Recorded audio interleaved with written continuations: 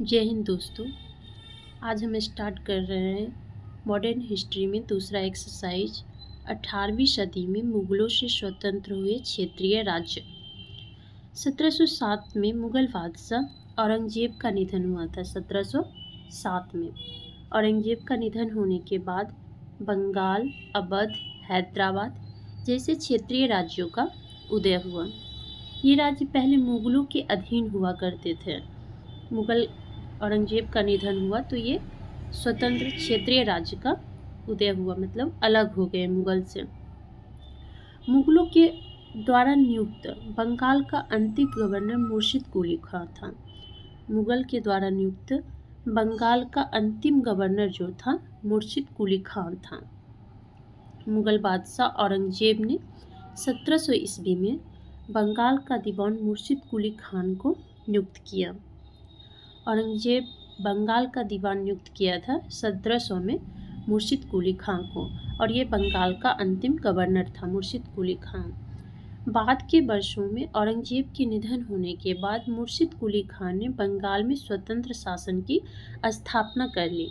मुर्शिद कुली खां ने 1722 ईस्वी में मुर्शिदाबाद नामक नगर को बचाया। ये भी पूछा जाता है मुर्शिदाबाद नामक शहर की स्थापना किसने किया था? मुर्शिद कुली खान ने 1722 में, तथा उसे अपनी राजधानी बनाया। मुर्शिदाबाद को राजधानी बनाया था मुर्शिद कुली खान ने। बंगाल जब मुगलों के अधीन था तो उसकी राजधानी ढाका हुआ करती थी, लेकिन जब बंगाल मुगलों से स्वतंत्र हो गया तो बंगाल की राजधानी ढाका से स्थानांतरित करके मुर्शिदाबाद बना दिया गया। अर्थात जब बंगाल पे मुगल का अधीन था तो बंगाल की राजधानी ढाका थी, लेकिन मुर्शिद कुली खान ने बंगाल की राजधानी को ढाका से स्थानांतरित करके मुर्शिदाबाद बना दिया गया। मुगल बादशाह फर्रुखसियर ने उड़ीसा की सूबेदारी भी मुर्शिद कुली खान को दे दिया था। फर्रुखसियर उड़ीसा की सूबेदारी मुर्शिद कुली खान को दे दिया। मुर्शिद कुली खान ने तकाबी ऋण किसानों को देना प्रारंभ किया। कर की वसूली करने को लेकर इजारेदारी प्रथा की शुरुआत की। तकाबी ऋण दिया किसानों को, और इजारेदारी प्रथा की शुरुआत किसने किया था? मुर्शिद कुली खान ने। मुर्शिद कुली खान ने जब बंगाल में स्वतंत्र शासन की स्थापना किया, इसके खिलाफ सीताराम राय, सुजात खां, निजात खां इत्यादि के नेतृत्व में विद्रोह हुआ, जिसे मुर्शिद कुली खान ने आसानी से दबा दिया था। शासन प्रशासन करते हुए मुर्शिद कुली खान का निधन 1727 में हो गया था। मुर्शिद कुली खान का निधन हो गया 1727 में। मुर्शिदाबाद शहर की स्थापना कौन किया था? मुर्शिद कुली खान कब किया था? 1722 में। और ढाका से राजधानी मुर्शिदाबाद किसने बनाया था? मुर्शिद कुली खान। बस तो ज़्यादा इम्पोर्टेंट है। उनका उत्तराधिकारी उनका दामाद सुजाउद्दीन बना। मुर्शिद कुली खान जब मर गया 1727 में तो उसका दामाद बना गद्दी पे बैठा, जिन्होंने सिद्धांतिक तौर पर बिहार का विलय बंगाल प्रांत में किया। बिहार का विलय बंगाल में किया और बिहार का उप सूबेदार अलीवर्दी खां को बनाया। बिहार का विलय कर दिया बंगाल में और बिहार का उप सूबेदार बना दिया अलीवर्दी खां को। सुजाउद्दीन 1739 में निधन हो गया। 1727 से 1739 तक रहा सुजाउद्दीन का भी निधन हो गया 1739 में। हो जाने के बाद बंगाल का अगला नवाब उनका बेटा सरफराज खान बना। सुजाउद्दीन जब मर गया तो उसका बेटा उसका गद्दी पर बैठा, जो था सरफराज खान, जो काफ़ी अयोग्य और विलासी प्रवृत्ति का था। सरफराज खान था जो अयोग्य था, विलासी प्रवृत्ति का था। गिरिया का युद्ध 1740 में हुआ सरफराज खान और अलीवर्दी खान के बीच। इस युद्ध में अलीवर्दी खान की जीत हुई, क्योंकि सरफराज खान तो अयोग्य था और विलासी प्रवृत्ति का था। तो ये अक्सर पूछा जाता है कि गिरिया का युद्ध कब हुआ था? 1740 में। सरफराज खान और अलीवर्दी खान के बीच कौन जीता था? अलीवर्दी खान। अब पढ़ते हैं अलीवर्दी खान का शासनकाल 1740 से 1756। अलीवर्दी खान 1740 से 56 तक रहा। अलीवर्दी खान ने बंगाल के नवाब बनने के बाद मुगलों को कर देना बंद कर दिया। जब अलीवर्दी खान बंगाल का नवाब बना था तो मुगलों को कर देना बंद कर दिया तथा उस कर की राशि से बंगाल का विकास किया, जिस कारण बंगाल काफ़ी समृद्ध हो गया। इसलिए अलीवर्दी खां के शासनकाल के समय बंगाल को भारत का स्वर्ग कहा जाने लगा, क्योंकि जब ये बैठा था गद्दी पे, बंगाल का नवाब बना, तो मुगल को कर देना बंद कर दिया।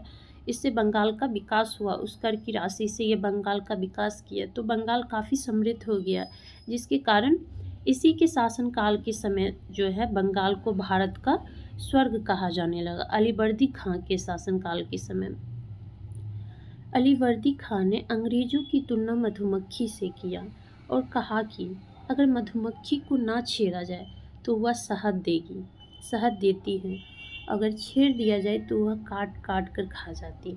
ये भी अक्सर पूछा जाता है कि किसका कथन है कि किसने अंग्रेजों की तुलना मधुमक्खी से किया। कहा कि अगर मधुमक्खी को ना छेड़ा जाए तो वह शहद देती है, अगर छेड़ दिया जाए तो वह काट काट कर खा जाती है। आंसर होगा अलीवर्दी खां। अलीवर्दी खान ने अंग्रेजों को कलकत्ता का किलाबंदी और फ्रांसीसियों को चंद्रनगर का किलाबंदी करने से रोक लगा दिया। अलीवर्दी खां जो था वो अंग्रेजों को कलकत्ता का किलाबंदी नहीं करने दिया था, और फ्रांसीसी जो था वो चंद्रनगर का किलाबंदी करने से दोनों को रोक दिया था। अलीवर्दी खां के समय मराठों ने बंगाल पर आक्रमण किया। मराठा जो है अलीवर्दी खां के समय बंगाल पर आक्रमण किया, जिसमें मराठों की जीत हुई। तत्पश्चात अलीवर्दी खां ने मराठों के साथ समझौता किया। अलीवर्दी खां के समय मराठा जो है बंगाल पर आक्रमण किया, मराठा जीत गया, तो अलीवर्दी खां क्या कर लिया, उससे समझौता कर लिया। समझौता के तहत उड़ीसा का क्षेत्र मराठों को अलीवर्दी खां दे दिया और 6 लाख रुपये वार्षिक देना भी स्वीकार किया। जब हार गया अलीवर्दी खां तो उड़ीसा का क्षेत्र दे दिया, 6 लाख रुपये वार्षिक देना भी उसको स्वीकार कर दिया। अलीवर्दी खां का निधन 1756 में हो गया। उसका उत्तराधिकारी उसका नाती सिराजुद्दौला बना। अलीवर्दी खां का शासनकाल था 1740 से 1756। वो मुगल को कर देना बंद कर दिया था, जिससे बंगाल अत्यधिक समृद्ध हो गया था। इस कारण बंगाल को भारत का स्वर्ग कहा जाने लगा अलीवर्दी खां के शासनकाल के समय। उसके बाद दूसरा इम्पोर्टेंट है कि ये बोला था कि अंग्रेजों की तुलना मधुमक्खी से किया और कहा कि अगर मधुमक्खी को ना छेड़ा जाए तो शहद देगी, अगर छेड़ दिया जाए तो काट काट कर खा जाती है। अंग्रेजों को कलकत्ता और फ्रांसीसियों को चंद्रनगर का किलाबंदी करने से रोका था, और मराठा के साथ इसका युद्ध हुआ था। बंगाल पर आक्रमण किया था मराठा इसी के समय, जिसमें ये हार गया था अलीवर्दी खां। तो ये समझौता कर लिया था, उड़ीसा का प्रांत मराठा को दिया था, 6 लाख रुपये वार्षिक देना भी स्वीकार कर दिया था। उसके बाद इसका मृत्यु हो जाता है 1756 में, और उसका उत्तराधिकारी उसका नाती सिराजुद्दौला बना। सिराजुद्दौला 1756 से 1757। सिराजुद्दौला के बंगाल के नवाब बनने का विरोध उसकी मौसी घसीटी बेगम ढाका की बेगम थी। उसका मौसेरा भाई साकेत जंग पूर्णिया का नवाब ने किया। जब सिराजुद्दौला बंगाल का नवाब बना तो उसका विरोध उसकी मौसी की घसीटी बेगम और उसका मौसेरा भाई साकेत जंग पूर्णिया का नवाब ने किया। अंग्रेजों ने नवाब सिराजुद्दौला के समय कलकत्ता का किलाबंदी करना फिर शुरू किया, जबकि ये अलीवर्दी खां कलकत्ता का किलाबंदी करने नहीं दिया था। फिर सिराजुद्दौला के समय जो है अंग्रेज कलकत्ता का किलाबंदी करना शुरू किया। जब इसकी जानकारी सिराजुद्दौला को हुई तो उन्होंने अपनी सेना के साथ कलकत्ता का अभियान किया। उस समय कलकत्ता का अंग्रेज प्रभारी रोजर ड्रेक और सेनापति मिनी चीन था। उस समय जो कलकत्ता का जब किलाबंदी कर रहा था अंग्रेज, तो उस समय कलकत्ता का अंग्रेज प्रभारी रोजर ड्रेक और सेनापति मिनी चीन था, जो सिराजुद्दौला के डर से भाग खड़ा हुआ और ये लोग फुल्टा नामक बंदरगाह पर जाकर छिप गया था। जब कलकत्ता का अभियान स्टार्ट किया था सिराजुद्दौला, तो अंग्रेज प्रभारी जो था रोजर ड्रेक सेनापति सब सिराजुद्दौला के डर से भाग गया और फुल्टा नामक बंदरगाह पर जाकर छिप गया। पूछता है कि सिराजुद्दौला के समय जब कलकत्ता का किलाबंदी हुआ था, उस समय कहाँ किस नामक बंदरगाह पर अंग्रेज अधिकारी जाकर छुपा था? तो फुल्टा नामक बंदरगाह पर। ब्लैक होल की घटना। नवाब सिराजुद्दौला अपने कलकत्ता अभियान के क्रम में 20 जून 1756 को एक छोटे से काल कोठरी में 146 अंग्रेज को बंद कर दिया था। सिराजुद्दौला जो था, कलकत्ता अभियान के क्रम में 20 जून 1756 को एक छोटे से काल कोठरी में जो है 146 अंग्रेजी को बंदी कर लिया था। जब अगली सुबह काल कोठरी खोला गया तो उसमें मात्र 23 अंग्रेजी भी बचे। इस घटना को इतिहास में ब्लैक हॉल की घटना कहा जाता है। यही घटना बैटल ऑफ प्लासी का तात्कालिक कारण बना। प्लासी के युद्ध का तात्कालिक कारण क्या था? ब्लैक हॉल की घटना। इस घटना का विवरण हॉलवेल नामक अंग्रेज ने किया।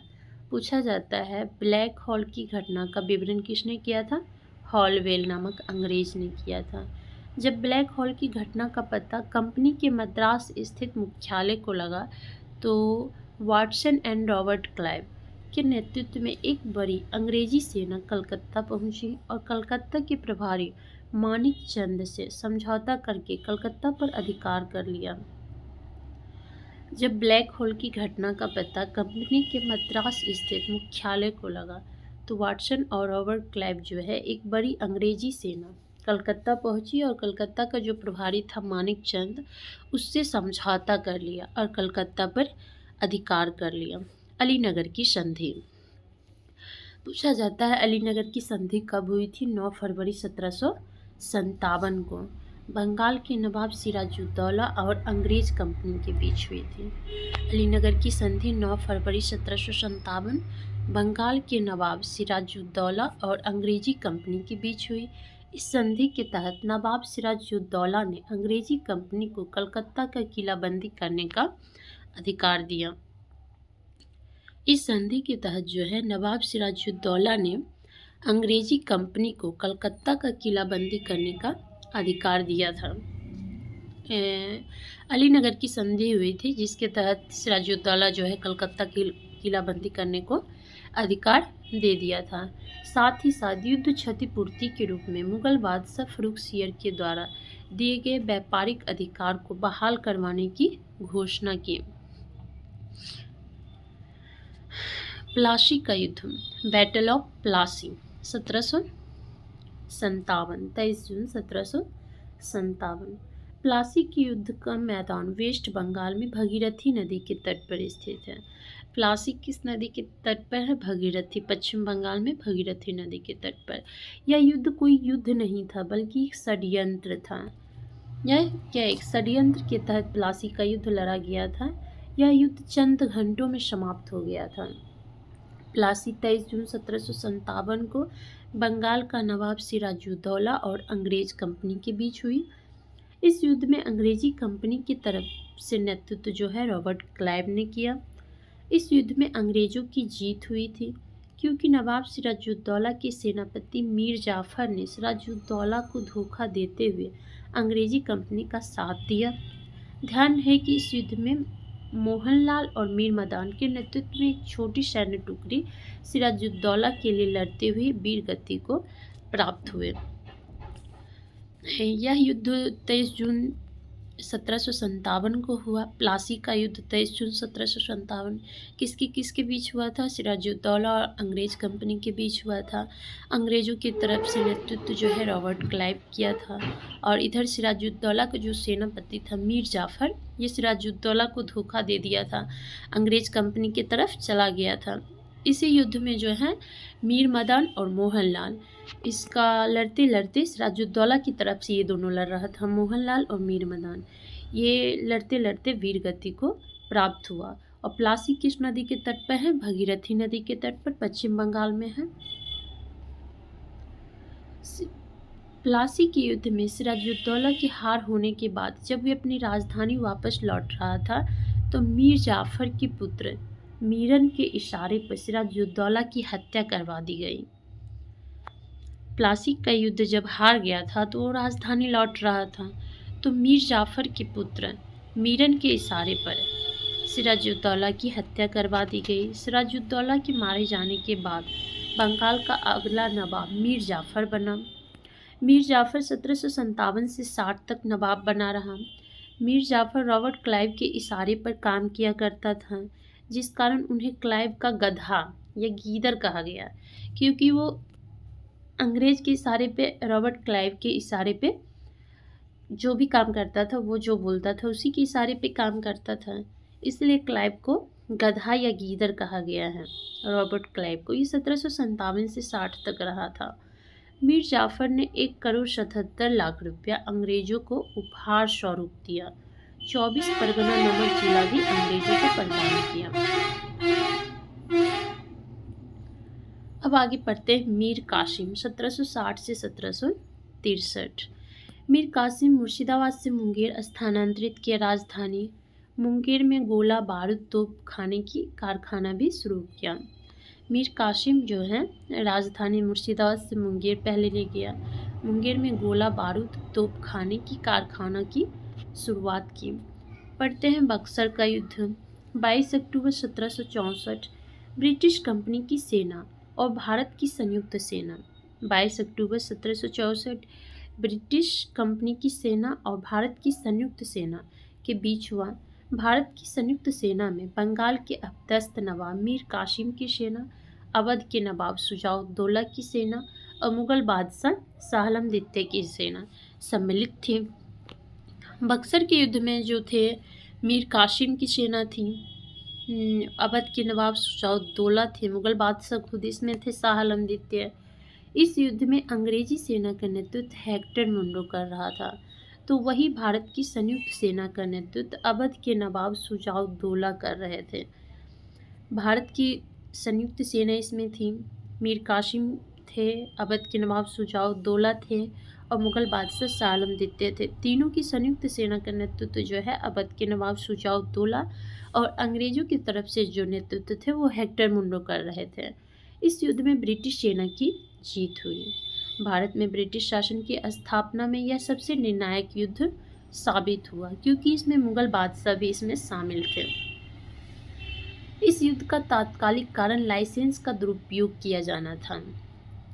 इस युद्ध में ब्रिटिश सेना की जीत हुई थी। बक्सर के युद्ध में भारत में ब्रिटिश शासन की स्थापना में सबसे निर्णायक युद्ध साबित हुआ। इस युद्ध का तात्कालिक कारण था लाइसेंस का दुरुपयोग किया जाना था। इस युद्ध की समाप्ति इलाहाबाद की संधि के तहत हुई है।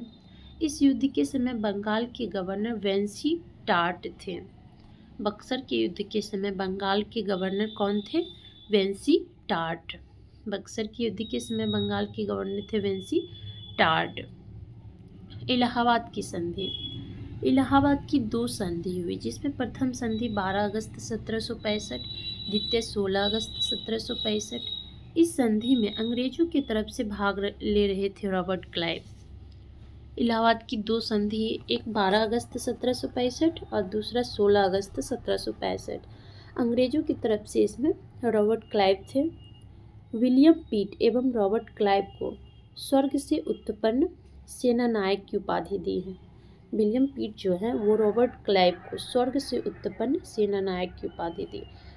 किसने रॉबर्ट क्लाइव को स्वर्ग से उत्पन्न सेना नायक की उपाधि दी? विलियम पीट। पूछा जाएगा स्वर्ग से उत्पन्न सेना नायक किसको कहा जाता है? रॉबर्ट क्लाइव को कहा जाता है। इलाहाबाद की प्रथम संधि। यह संधि रॉबर्ट क्लाइव और मुगल बादशाह शाह आलम द्वितीय के बीच हुआ था। इलाहाबाद की प्रथम संधि रॉबर्ट क्लाइव और मुगल बादशाह शाह आलम द्वितीय के बीच हुआ था। इस संधि के तहत अंग्रेजी कंपनी को मुगल बादशाह शाह आलम द्वितीय ने बिहार, बंगाल एवं उड़ीसा में कर वसूलने का अधिकार प्रदान किया, अर्थात दीवानी अधिकार प्रदान किया। इसमें शाह आलम द्वितीय क्या किया? इलाहाबाद की प्रथम संधि के तहत बंगाल, बिहार, उड़ीसा में कर वसूलने का अधिकार दिया, मतलब दीवानी अधिकार प्रदान किया। अंग्रेजी कंपनी को जब भारत में दीवानी अधिकार प्राप्त हुआ तो सबसे पहले खासी जनजाति के संपर्क में अंग्रेजी कंपनी आई। पूछा जाता है सबसे पहले अंग्रेजी कंपनी किस जनजाति के संपर्क में आई दीवानी अधिकार वसूलने के लिए? तो खासी जनजाति के संपर्क में।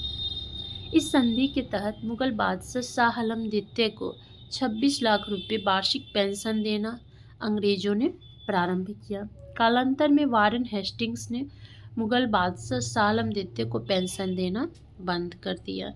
इलाहाबाद की प्रथम संधि के तहत मुगल बादशाह शाह आलम द्वितीय को 26 लाख पेंशन अंग्रेज देना प्रारंभ किया, लेकिन वारेन हेस्टिंग्स जो था वो मुगल बादशाह शाह आलम द्वितीय को पेंशन देना बंद कर दिया। इस संधि के तहत अवध के नवाब से करा और इलाहाबाद का क्षेत्र मुगल बादशाह शाह आलम द्वितीय को सौंप दिया गया था। अवध के नवाब से करा और इलाहाबाद का क्षेत्र शाह आलम द्वितीय को सौंप दिया गया था। इलाहाबाद की संधि के तहत अंग्रेजी कंपनी को जब भारत में दीवानी अधिकार प्राप्त हुआ तो सबसे पहले खासी जनजाति के संपर्क में अंग्रेजी कंपनी आई। जब दीवानी अधिकार शाह आलम द्वितीय उसको दिए थे बंगाल, बिहार, उड़ीसा में, तो उसको कर वसूलने का अधिकार प्रदान किए थे। तो उसको सबसे पहले वो किस जनजाति के संपर्क में आया था? तो खासी जनजाति के संपर्क में आया था। अब है इलाहाबाद की द्वितीय संधि। पहले हम देख लेते हैं इलाहाबाद की प्रथम संधि में क्या क्या है। पहले दीवानी अधिकार प्रदान किया शाह आलम द्वितीय प्रथम संधि के तहत, अर्थात कर वसूलने का अधिकार। दीवानी अधिकार मतलब कर वसूलने का अधिकार, और इसके तहत अंग्रेज सबसे पहले खासी जनजाति के संपर्क में आया था। दूसरा चीज़, अंग्रेज जो है शाह आलम द्वितीय को 26 लाख पेंशन देना प्रारंभ किया, लेकिन वारेन हेस्टिंग्स जो है मुगल बादशाह शाह आलम द्वितीय को पेंशन देना बंद कर दिया। इस संधि के तहत अवध के नवाब से करा और इलाहाबाद का क्षेत्र लेकर मुगल बादशाह शाह आलम द्वितीय को सौंप दिया गया था। इलाहाबाद की द्वितीय संधि, यह संधि रॉबर्ट क्लाइव और अवध के नवाब शुजाउद्दौला के बीच हुआ था। इलाहाबाद की द्वितीय संधि रॉबर्ट क्लाइव और अवध के नवाब शुजाउद्दौला के बीच हुआ था, जबकि प्रथम संधि जो है रॉबर्ट क्लाइव और शाह आलम द्वितीय के बीच हुआ था। द्वितीय संधि रॉबर्ट क्लाइव और शुजाउद्दौला के बीच हुआ। इस संधि के प्रमुख प्रावधान निम्न प्रकार हैं। इस संधि के तहत युद्ध हर्जाना के तौर पर अवध के नवाब ने 50 लाख रुपया अंग्रेज कंपनी को देना स्वीकार किया। युद्ध हर्जाना के रूप में अंग्रेज कंपनी को 50 लाख रुपया दिया था अवध के नवाब शुजाउद्दौला ने। इस संधि के तहत अवध के क्षेत्र में अंग्रेजी कंपनी को मुक्त व्यापार करने का अधिकार प्रदान किया गया। शुजाउद्दौला ने मुक्त व्यापार करने का अधिकार दिया। करा और इलाहाबाद के अलावा अवध के अन्य क्षेत्रों पर अवध के नवाब का शासन या अधिकार बना रहेगा। करा और इलाहाबाद को छोड़कर अवध के नवाब का शासन या अधिकार बना रहेगा। बंगाल का अंतिम नवाब जो था मुबारक उद्दौला बना। बंगाल का अंतिम नवाब मुबारक उद्दौला बना बंगाल का अंतिम नवाब। अब पढ़ते हैं इलाहाबाद की द्वितीय संधि किसके किसके बीच हुआ था? रॉबर्ट क्लाइव और शुजाउद्दौला के बीच हुआ। युद्ध हर्जाने के तौर पर अंग्रेज को 50 लाख रुपया देना पड़ा था। करा और इलाहाबाद को छोड़कर मुक्त व्यापार करने का अधिकार दिया। करा और इलाहाबाद के अलावा अवध के अन्य क्षेत्रों पर अवध के नवाब का शासन या अधिकार बना रहेगा। बंगाल का अंतिम नवाब कौन था? मुबारक उद्दौला। अब पढ़ते हैं अवध। अवध में स्वतंत्र शासन की स्थापना मुगल बादशाह मोहम्मद शाह रंगीला के समय 1722 में सादत खान ने किया। अवध में स्वतंत्र शासन की स्थापना मुगल बादशाह मोहम्मद शाह रंगीला के समय 1722 में अवध की स्थापना सादत खान ने किया। मोहम्मद शाह रंगीला ने सादत खान को बुरहान उल मुल्क की उपाधि प्रदान किया। ये भी पूछता है, सादत खान को बुरहान उल मुल्क की उपाधि किसने दिया था? मोहम्मद शाह रंगीला ने। सादत खान को बुरहान उल मुल्क की उपाधि मोहम्मद शाह रंगीला ने दिया। सादत खान ने अपनी राजधानी फैजाबाद को बनाकर अवध में शासन प्रशासन किया। सादत खान ने अपनी राजधानी फैजाबाद को बनाकर अवध में शासन प्रशासन किया। 1739 में नादिर शाह जब दिल्ली पर आक्रमण किया तो मुगल बादशाह मोहम्मद शाह रंगीला ने सादत खान को नादिर शाह के विरुद्ध लड़ने के लिए दिल्ली बुलाया, लेकिन सादत खान 1739 ईस्वी में आत्महत्या कर लिया। सादत खान ने अपनी राजधानी फैजाबाद को बनाकर अवध में शासन प्रशासन किया। 1739 में नादिर शाह जब दिल्ली पर आक्रमण किया तो मुगल बादशाह मोहम्मद शाह रंगीला ने सादत खां को नादिर शाह के विरुद्ध लड़ने के लिए दिल्ली बुलाया। सादत खां को रंगीला ने दिल्ली बुलाया, लेकिन सादत खां ने 1739 में ही आत्महत्या कर लिया। सादत खां का उत्तराधिकारी उसका दामाद सफदरजंग बना। इसका मूल नाम अबुल मंसूर खान था। सफदरजंग का मूल नाम क्या था? अबुल मंसूर खान। सादत खां का उत्तराधिकारी कौन था? सफदरजंग। मूल नाम क्या था? अबुल मंसूर खान। इनके समय में ही मुगल बादशाह मोहम्मद शाह 1748 में निधन हो गया था। सफदरजंग के समय ही मुगल बादशाह मोहम्मद शाह का 1748। मोहम्मद शाह की मृत्यु कब हुई थी? 1748। तत्पश्चात अगला मुगल बादशाह अहमद शाह। मोहम्मद शाह 1748 में मर गया तो अगला मुगल बादशाह अहमद शाह बना, जिसने सफदरजंग को अपना वजीर बनाया। सफदरजंग का मूल नाम क्या था? अबुल मंसूर खान, जिस कारण इतिहास जो है सफदरजंग को नवाब वजीर के नाम से याद करता है। नवाब वजीर के नाम से किसको जाना जाता है? सफदरजंग को। 1754 में सफदरजंग का भी निधन हो गया। तत्पश्चात अवध का अगला नवाब जो है शुजाउद्दौला बना। 1754 में सफदरजंग का निधन हुआ। तत्पश्चात अवध का अगला नवाब जो है शुजाउद्दौला बना। शुजाउद्दौला के समय पानीपत का तृतीय युद्ध हुआ। शुजाउद्दौला के समय पानीपत का तृतीय युद्ध हुआ, जिसमें शुजाउद्दौला ने अफगानी मुल्क के शासक अहमद शाह अब्दाली का साथ दिया। पानीपत का तृतीय युद्ध शुजाउद्दौला के समय हुआ तो वो अहमद शाह अब्दाली का साथ दिया। शुजाउद्दौला के समय ही बक्सर का युद्ध हुआ था। बक्सर के युद्ध में भारत की संयुक्त सेना का नेतृत्व अवध के नवाब शुजाउद्दौला ने ही किया था। इलाहाबाद की द्वितीय संधि रॉबर्ट क्लाइव और अवध के नवाब शुजाउद्दौला के बीच हुआ था, पढ़ चुके हैं। शुजाउद्दौला के बाद अवध का अगला नवाब आसफ उद्दौला बना। शुजाउद्दौला के बाद आसफ उद्दौला, जिन्होंने अवध की राजधानी फैजाबाद से स्थानांतरित कर लखनऊ को बनाया। आसफ उद्दौला ने अवध की राजधानी फैजाबाद से लखनऊ बनाया। आसफ उद्दौला ने अवध की राजधानी फैजाबाद से लखनऊ। आसफ उद्दौला ने लखनऊ में बड़ा इमामबाड़ा का निर्माण कराया।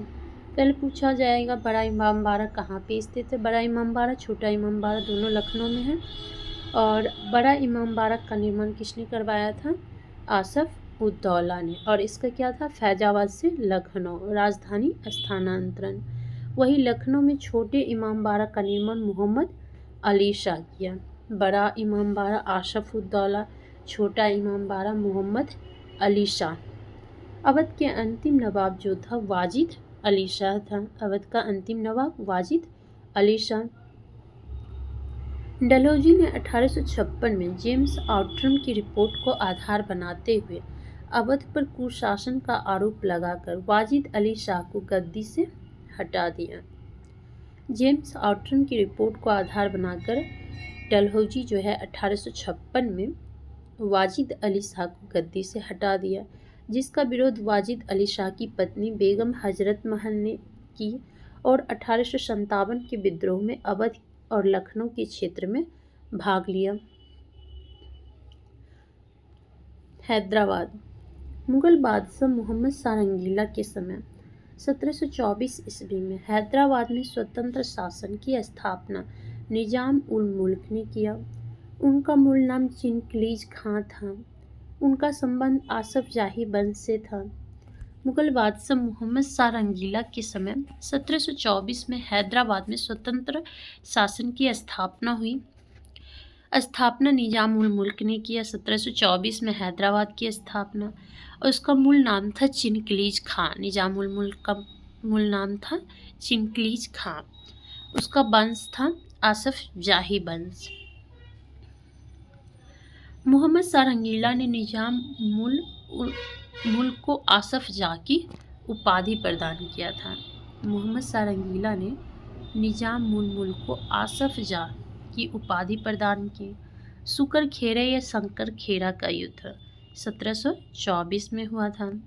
यह युद्ध 11 अक्टूबर 1724 को मुगल बादशाह मोहम्मद शाह रंगीला के प्रतिनिधि मुवारिज खां और हैदराबाद के निजाम उल मुल्क के बीच हुआ था। इस युद्ध में निजाम उल मुल्क की जीत हुई। तत्पश्चात मोहम्मद शाह रंगीला ने निजाम उल मुल्क को दक्कन का वाइसराय नियुक्त किया।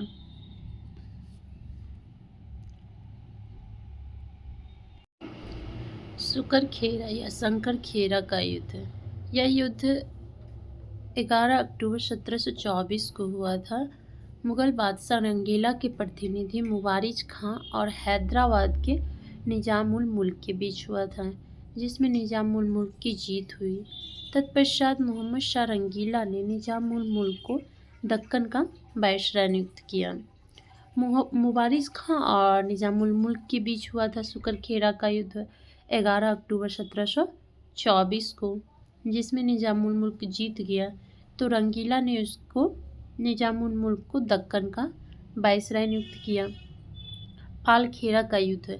यह युद्ध 1728 में हैदराबाद के निजाम और मराठा पेशवा बाजीराव प्रथम के बीच हुआ था।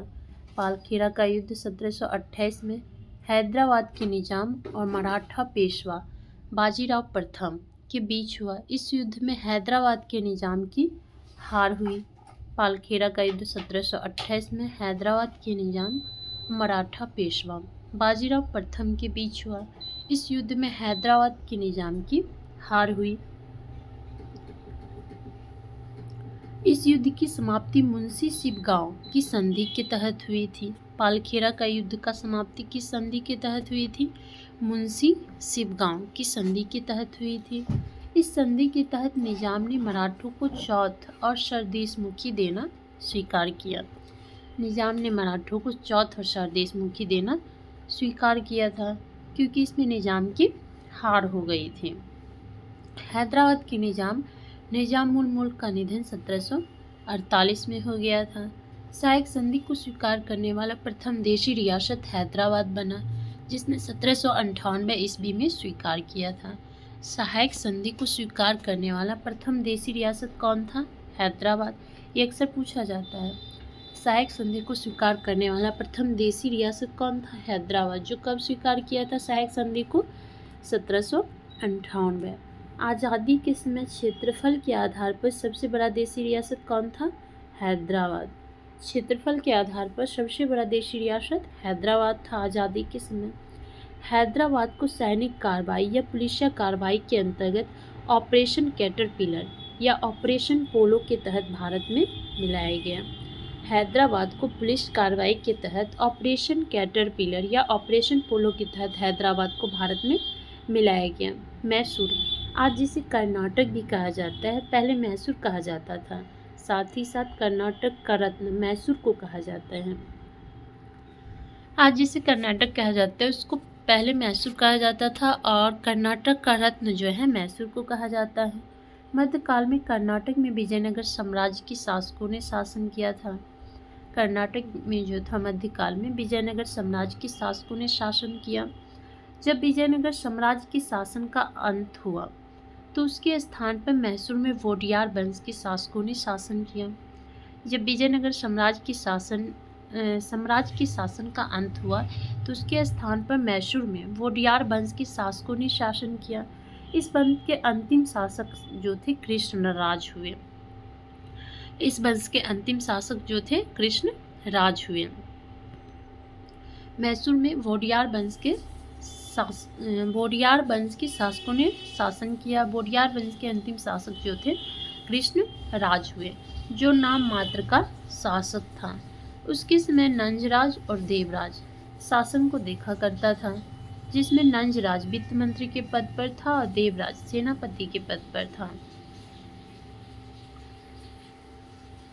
नंजराज की सेवा में हैदर अली शामिल हुआ।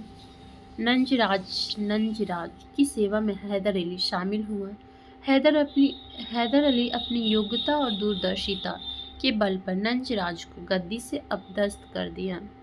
हैदर अली जो है योग्यता और दूरदर्शिता के बल पर नंजराज को गद्दी से अपदस्थ कर दिया और अपने आप को मैसूर का शासक घोषित किया। अर्थात हम कह सकते हैं कि मैसूर में स्वतंत्र शासन की स्थापना 18वीं सदी में हैदर अली ने किया। मैसूर में स्वतंत्र शासन की स्थापना 18वीं सदी में किसने किया? हैदर अली। हैदर अली ने फ्रांसीसियों की मदद से तमिलनाडु के डिंडीगुल नामक शहर में 1755 में आधुनिक शास्त्रागार की स्थापना की। तमिलनाडु के डिंडीगुल नामक शहर में किस ईस्वी में आधुनिक शास्त्रागार की स्थापना की गई? 1755। किसने किया था? हैदर अली ने किया था। किसकी मदद से किया था? फ्रांसीसियों की मदद से किया था।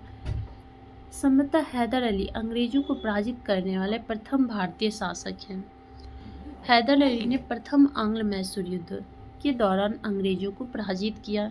प्रथम आंग्ल मैसूर युद्ध 1767 से 69 के बीच हुआ। इस युद्ध की समाप्ति 1769 में मद्रास की संधि के तहत हुआ था। इसमें पहला इम्पोर्टेंट है कि मैसूर में स्वतंत्र शासन की स्थापना 18वीं सदी में हैदर अली ने किया। तमिलनाडु के डिंडीगुल नामक शहर में आधुनिक शास्त्रागार 1755 में हैदर अली ने फ्रांसीसियों की मदद से किया।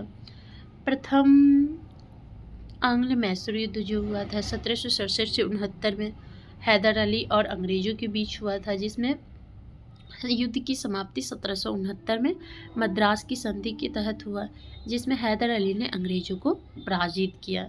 मद्रास की संधि के उल्लंघन के कारण द्वितीय आंग्ल मैसूर युद्ध हुआ। यह 1780 से 84 के दौरान हुआ। इस युद्ध के दौरान ही हैदर अली और अंग्रेज सेनापति आयरकूट के बीच 1781 में पोर्टोनोमा का युद्ध हुआ। प्रथम मद्रास की संधि का उल्लंघन हुआ, इसी कारण द्वितीय आंग्ल मैसूर हुआ 1780 से 84। इस युद्ध के दौरान हैदर अली और अंग्रेज सेनापति आयरकूट के बीच 1781 में पोर्टोनोमा का युद्ध हुआ। इस युद्ध में हैदर अली की हार हुई। द्वितीय आंग्ल मैसूर युद्ध के दौरान ही हैदर अली मारा गया। तत्पश्चात मैसूर का अगला शासक टीपू सुल्तान बना, जिन्होंने द्वितीय आंग्ल मैसूर युद्ध को जारी रखा। इस युद्ध की समाप्ति 1784 में मंगलौर की संधि के तहत हुई। अब पढ़ते हैं टीपू सुल्तान।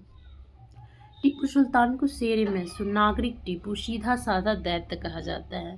शेर मैसूर, नागरिक टीपू और सीधा साधा दैत्य टीपू सुल्तान को कहा जाता है। इनका मानना है कि भेड़ की तरह लंबी जिंदगी जीने से बेहतर है कि एक दिन ही जिए मगर शेर की तरह जिए। टीपू सुल्तान का कथन है कि भेड़ की तरह लंबी जिंदगी जीने से बेहतर है कि एक दिन ही जिए मगर शेर की तरह जिए। टीपू सुल्तान के शासनकाल के समय 1789 में फ्रांसीसी क्रांति हुई थी।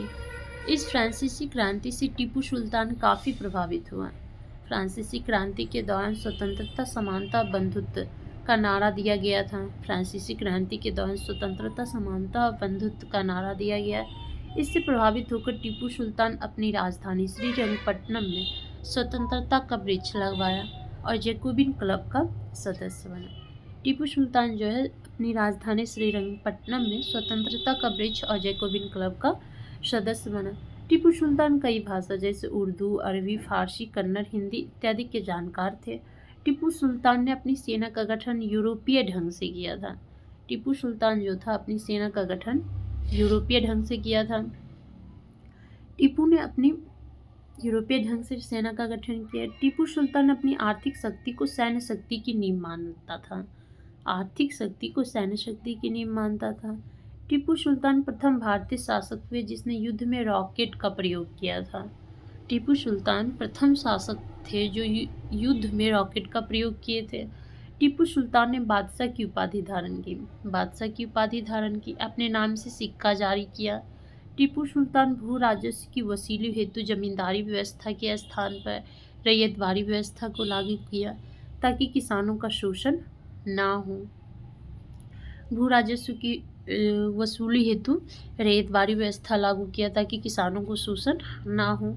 टीपू सुल्तान अपने पड़ोसी देशों के साथ व्यापारिक संबंध स्थापित करने को लेकर अपने दूत मंडल टीपू सुल्तान अपने पड़ोसी देशों के साथ व्यापारिक संबंध स्थापित करने को लेकर अपना दूत मंडल फ्रांस, ईरान, तुर्की, अरब, मॉरिशस, म्यांमार इत्यादि देशों में भेजा। 1791 ईस्वी में मराठों ने कर्नाटक के श्रृंगेरी में स्थित शारदा मंदिर को नुकसान पहुंचाया। 1791 में मराठों ने कर्नाटक के श्रृंगेरी में शारदा मंदिर को नुकसान पहुंचाया। तत्पश्चात मंदिर के पुरोहित के आग्रह का मंदिर का पुनर्निर्माण करवाने को लेकर टीपू सुल्तान से आर्थिक सहायता की मांग की। टीपू सुल्तान ने शारदा मंदिर के निर्माण को लेकर धन दिया। मैंगलोर की संधि से टीपू सुल्तान संतुष्ट नहीं था, जिस कारण टीपू सुल्तान ने फ्रांस से सहायता की मांग की। इसी बात को आधार बनाते हुए अंग्रेजों ने टीपू सुल्तान पर यह आरोप लगाया कि टीपू सुल्तान अंग्रेजों के विरुद्ध फ्रांसीसियों से गुप्त समझौता कर रहे हैं। तृतीय आंग्ल मैसूर युद्ध 1790 से 92 के बीच हुआ। इस युद्ध में एक तरफ से टीपू सुल्तान की सेना और दूसरी तरफ से अंग्रेज की सेना थी। इस युद्ध में अंग्रेजों की मदद मराठा, पेशवा और हैदराबाद का निजाम कर रहा था। इस युद्ध में अंग्रेजों की जीत हुई थी। यह युद्ध की समाप्ति 1792 में श्रीरंगपट्टनम की संधि के तहत हुई। इस समय बंगाल के गवर्नर जो थे लॉर्ड कॉर्नवालिस थे। तृतीय आंग्लो मैसूर युद्ध के समय बंगाल के गवर्नर जो थे लॉर्ड कॉर्नवालिस थे। कॉर्नवालिस ने तृतीय आंग्ल मैसूर युद्ध को जीतने के बाद कहा कि मैंने अपने मित्र को शक्तिशाली बनाए बगैर ही अपने शत्रु को पंगु बना दिया। कॉर्नवालिस तृतीय आंग्ल मैसूर युद्ध को जीत गया। उसके बाद कहा कि मैंने अपने मित्र को शक्तिशाली बनाए बगैर अपने शत्रु को पंगु बना दिया। चतुर्थ आंग्ल मैसूर युद्ध। यह युद्ध 1799 में टीपू सुल्तान और अंग्रेजों के बीच हुआ था। 1799 में हुआ चतुर्थ आंग्ल मैसूर युद्ध। टीपू सुल्तान और अंग्रेज के बीच हुआ। इस युद्ध के दौरान ही टीपू सुल्तान मारा गया था। चतुर्थ आंग्ल मैसूर युद्ध के दौरान टीपू सुल्तान मारा गया। तत्पश्चात अंग्रेजों ने बौडियार वंश के अल्पायु शासक कृष्णराज द्वितीय को गद्दी पर बैठाकर 1799 में सहायक संधि पर हस्ताक्षर करवा लिया। अंग्रेज जो है टीपू सुल्तान मर गया तो एक कृष्णराज को बैठा दिया जो बौडियार वंश का अल्पायु शासक था 1799 में, और उससे सहायक संधि पर हस्ताक्षर करवा लिया। इस प्रकार हम यह कह सकते हैं कि 1799 में सहायक संधि के तहत मैसूर ब्रिटिश साम्राज्य का अंग बन गया। 1799 में सहायक संधि पर चूंकि हस्ताक्षर कर दिया तो मैसूर भी ब्रिटिश साम्राज्य का अंग बन गया। चतुर्थ आंग्ल मैसूर युद्ध के दौरान ही टीपू सुल्तान ने नेपोलियन से सहायता की मांग किया। नेपोलियन से भी सहायता की मांग किया चतुर्थ आंग्ल मैसूर युद्ध के दौरान ही। हम नेक्स्ट डे पढ़ेंगे पंजाब में सिख धर्म और सिख राज।